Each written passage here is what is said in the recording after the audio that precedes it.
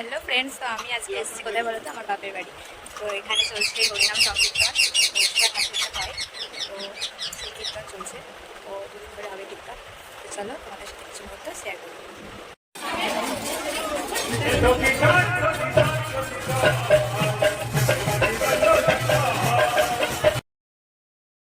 তো বন্ধুরা, এই যে দেখো এখানে হচ্ছে গৌরমণ্ডলী, আর কত ভিড় দেখো। আর মন্দিরটা কিন্তু লাইট দিয়ে সাজিয়েছে, খুব সুন্দর লাগছে দেখতে। আর পিছনে যে বাড়িটা দেখছো, ওই বাড়িটা হচ্ছে আমাদের বাড়ির একদম পিছনেই হয় এই কীর্তনটা। আর বাড়ির পিছনে বলে আমরা সবসময় আসতে পারি, খুব মজা হয়। আর এখানে কিন্তু খুব ভিড় হয়, সন্ধ্যাবেলা দিকে একটু বেশি ভিড় হয়, কারণ এই যে গৌরমণ্ডলী হচ্ছে। আর জায়গাটা একটু ছোট বলে ঘুরতে পারছে না চারিদিকে, তাই ওপরেই নাচ করছে। নাচারা কিন্তু নিচে ঘুরে ঘুরে নাচ করে, আর দেখতে কিন্তু খুবই ভালো লাগে। আর তোমাদের কোথায় কাদের কাদের ওই দিকে এরকম হয় গৌরমণ্ডলী, সবাই কিন্তু কমেন্ট করে জানাবে। আর ভিডিওটা ভালো লাগলে সবাই কিন্তু লাইক, কমেন্ট আর শেয়ার করে দেবে, আর একটু চ্যানেলটাকে সাবস্ক্রাইব করে দেবে। তো ভিডিওটা শেষ অবধি দেখবে, স্কিপ করবে না। খুব ভালো কীর্তন আছে, আর দেখতেও কিন্তু তোমাদের খুব ভালো লাগবে। আর এই যে দেখো আমাদের কিউট রাধা কৃষ্ণ, কি সুন্দর লাগছে তাই না? তো দেখো আমাদের রাধা কিন্তু মডার্ন ব্যাগ নিয়েছে। আর এই যে দেখো কত ভিড় বন্ধুরা, শুধু দেখো তোমরা কতটা ভিড়।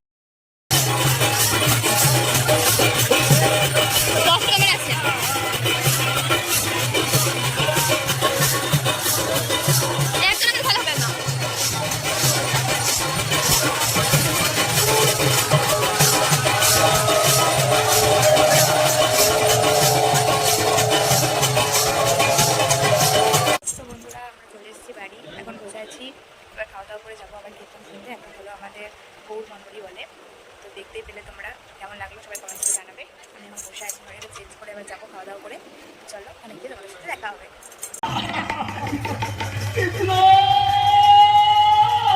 তুমি সবাই কৃপা করবে না প্রভু, তুমি আমার